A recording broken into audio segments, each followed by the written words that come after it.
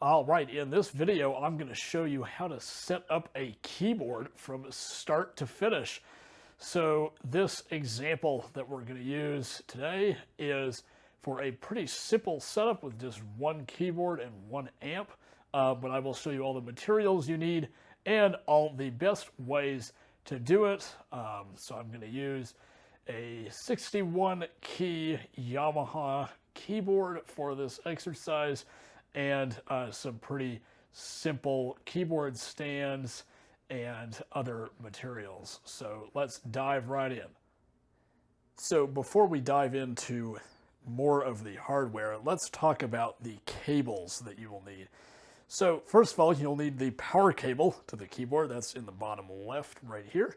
If you want to have a sustain pedal, you'll need a sustain pedal.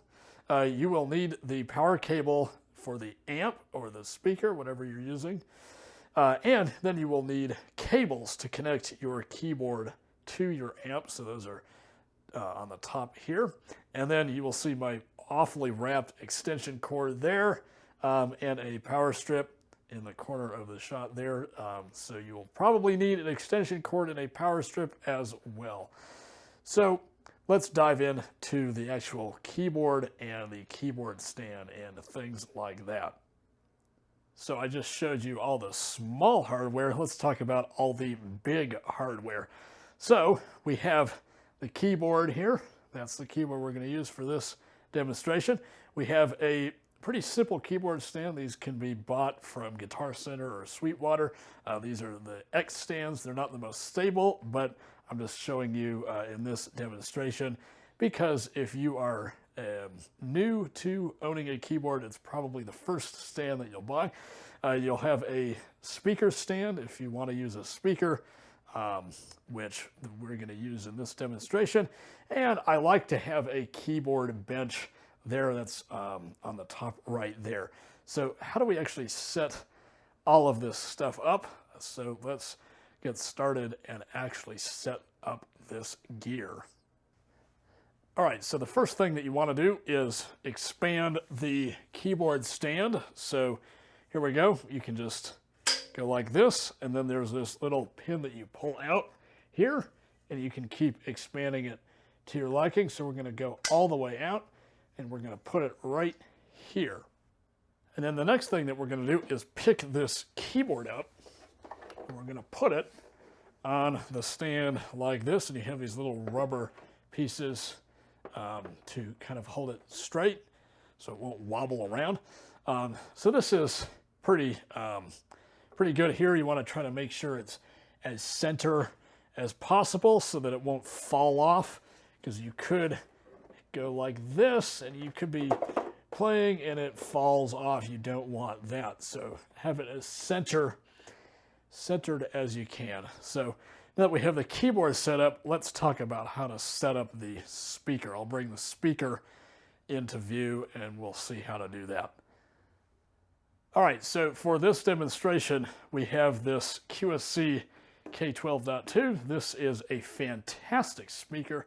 Would highly recommend it. It sounds really, really wonderful and puts out 2,000 watts, so it is perfectly powerful for anything that you need to do. So the way that I like to do this, and I'll set this off the rug here, is I like to put the speaker behind the keyboard. That is not always possible, but it is a good practice because then you'll be able to hear yourself better. Because if the speaker is in front of you, then all the sound is going directly in front of you and you have nothing going behind you, so that you can actually hear yourself. So how I like to do this is position the leg of the keyboard stand where the speaker is going to face. So in this case, I'm going to face the speaker this direction. Why do I do that? Because if the speaker is facing this way and it's in between the legs, if something were to happen and the stand were to knock over, look how much easier it is for the stand to knock over like this compared to like this if one of the legs is in place. and somebody tipped it over, then that's really a lot harder to do. So I'm not going to expand this, though that is possible to do. I'm not going to do that in this demonstration, but you can make it really, really, really high, and oftentimes I'll put it at 2 or 3 rungs up and use this little pin to go in.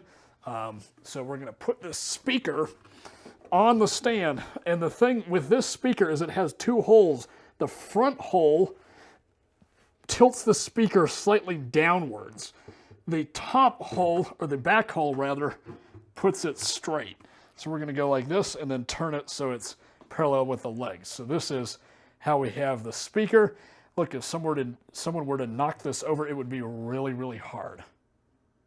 All right, so the last step before we plug all of our cables in is to expand this keyboard bench. This is something that I like to have. This thing is a little bit finicky, and it's not the greatest, but you do this, and I usually set it on the ground because I can just push it in like this if it's sitting on the ground face down, and then flip it over. Probably not the best way to do it, but there we go. And then I can be sitting at the keyboard, and it's a nice height to be doing that. So I have the speaker set up in a good way. I have the keyboard set up in a good way. How do we connect all these cables? Let's take a closer look at these cables. Let me bring the keyboard power cable into view here. So this is the power cable for our keyboard. What I'm going to do is I'm going to plug it into the power socket here, and then this goes into the outlet on our power strip. Now what I'm going to do is plug in my sustain pedal. This part can go in any order. You don't have to follow a strict order. This is just how I do it. So this goes into the sustain pedal jack, and what you want to do, it's hard to see because of the rug here, but what you want to do is make sure that all the cables are sort of underneath the stand, just so that there's no trip hazard. Now, lastly, what we need to do is get this cable. This cable is for the speaker, and we are going to plug in our speaker. All right, so now that we have the speaker plugged in, I don't have it plugged into an outlet because there's no outlet over here, but now I have 2 1/4-inch cables. Now this is very, very important that you use the right type of 1/4-inch cable. This is what they call an instrument cable. It just has 1 of these.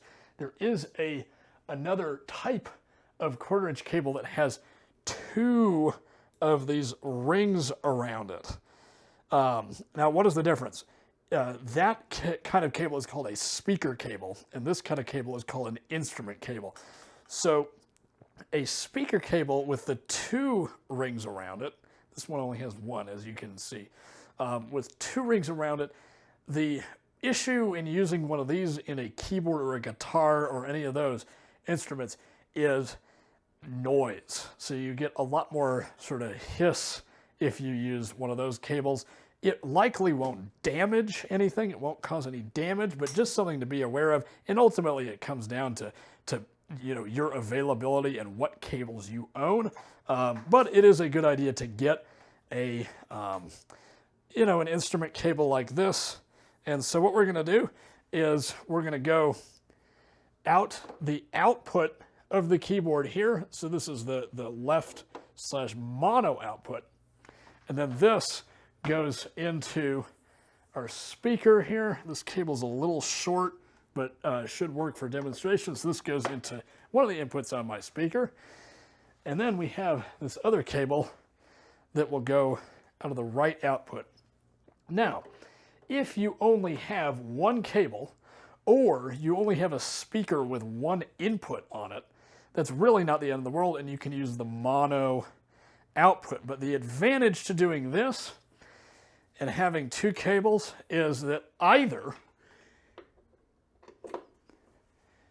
you can use 2 separate speakers I only have one of these. These cost $1,000 a piece, so they're very, very expensive. I only have one of them. If I were to have two, I could set one up here and one over here and go left and right. Or what you can do is plug the left and right into the same speaker and still get the nice stereo effects. So there are a lot of advantages to using two different cables here.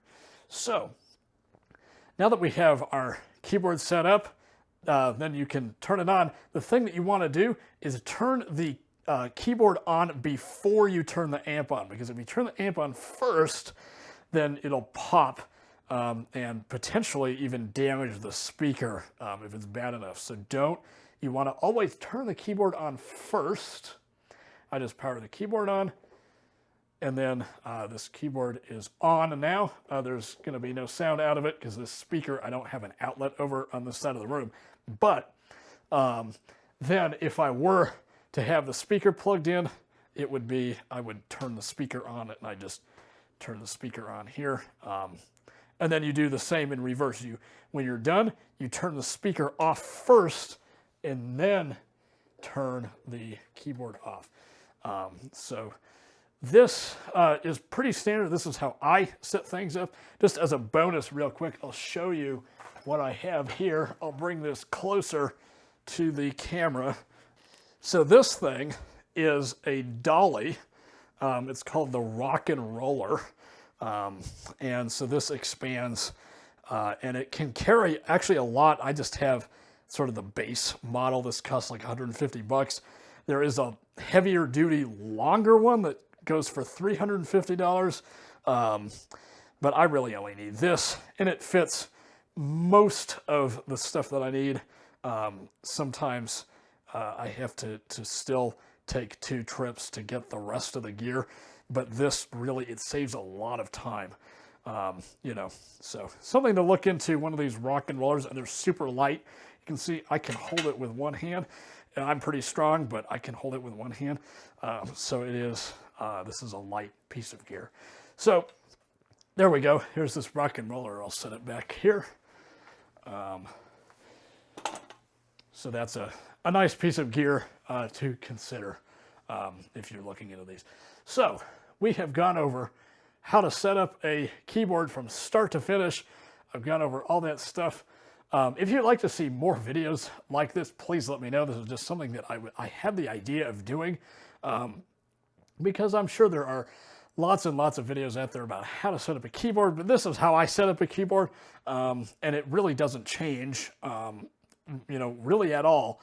I could be playing in a restaurant and set up just like this, or I could be playing, on a big stage and set up like this. So, it doesn't matter. This is how I traditionally set up my stuff. It's not a super complex setup. I don't have one of those multi-tiered keyboard stands because I have no need for one.